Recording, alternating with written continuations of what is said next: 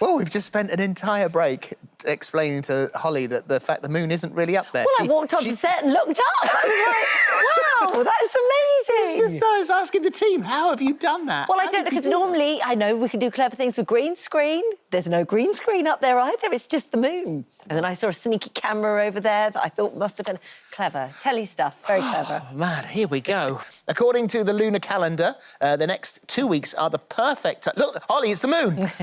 That's the real one. That's the real one. Yeah. The next 2 weeks are the perfect time to transform your life due to the pink supermoon, which will be at its brightest tonight. So if you're hoping for a big transformation or just want some guidance, Moon Mentor Kirsty Gallagher is here to teach us how to harness the power of the moon. Good morning to you. Good morning. Nice to have you here. So this is a pink supermoon, so just explain what that is, first of all.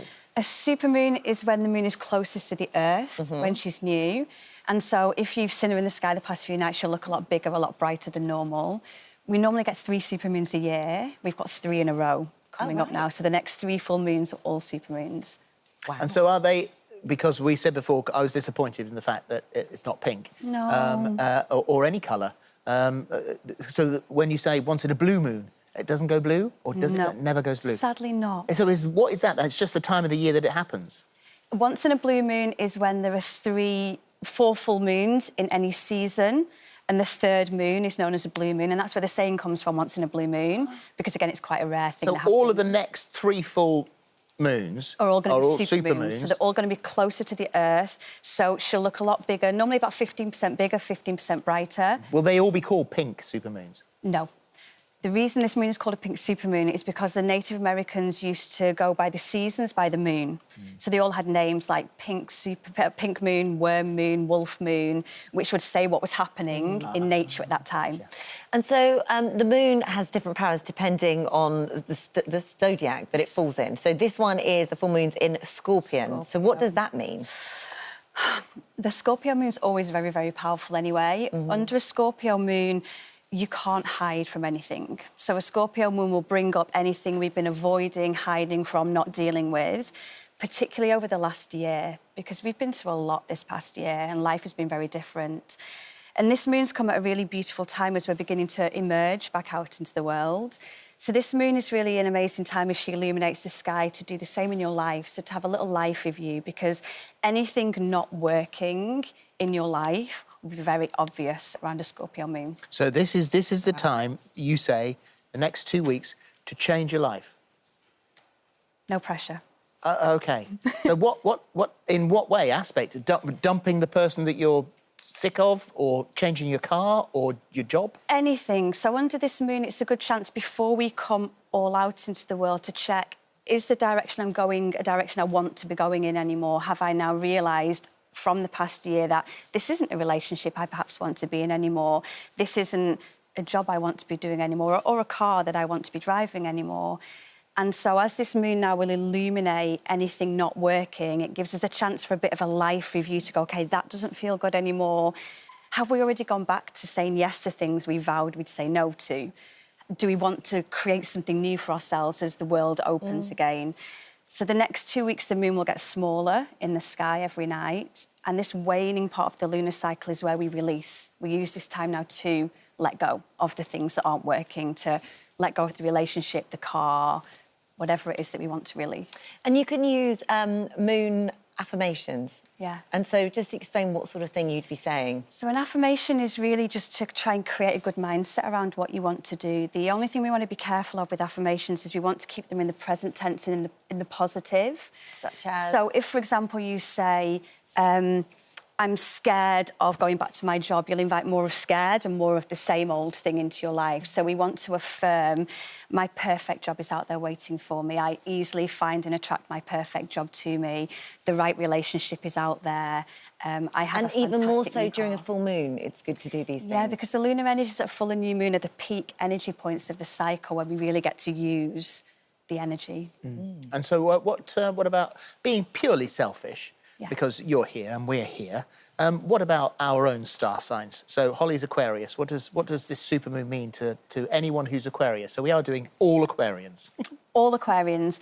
Aquarians, anyway, by nature, are very kind of freedom-seeking, very, humanitarian by nature. So for you at this time, you'll probably find highlighted anywhere where you're not able to make a difference, anywhere that you feel very kind of restricted or held down by anything in life, that will come to the forefront for you, and you'll want to be able to move into things where you can now expand more out into the world and make a bigger difference in the world. You want to create a bigger impact. All right, and yours is Aries. You're in Aries. So what about Aries?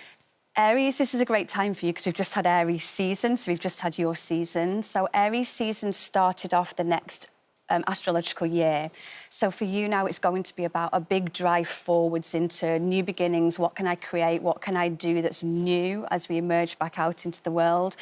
What do I want to start over? And what changes in my life can really begin with me? Where does it need to start with me?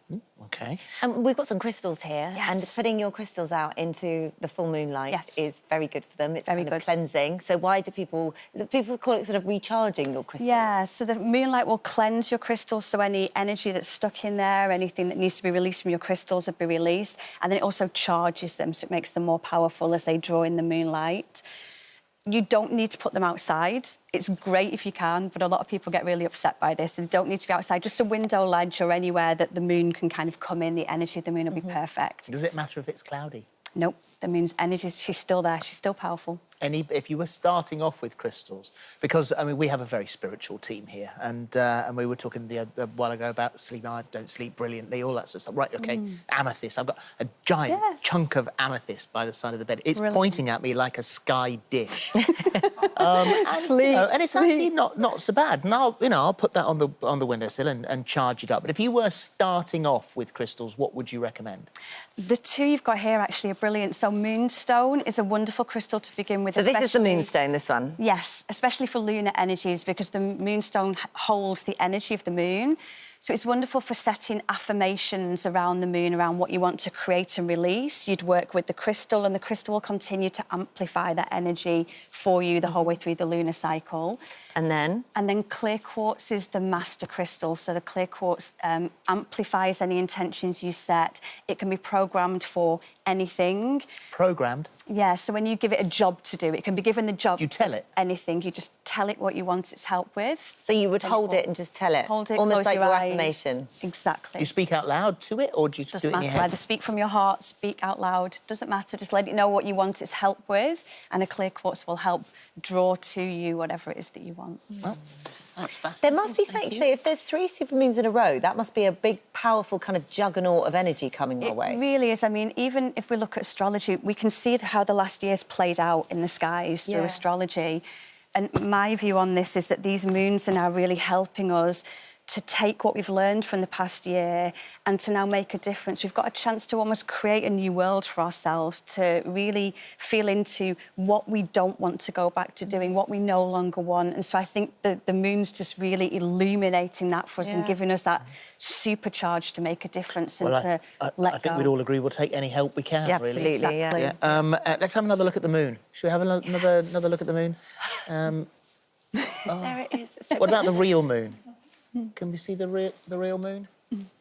There we go. Let's cross now to the real moon. There it is. Wow. There she is.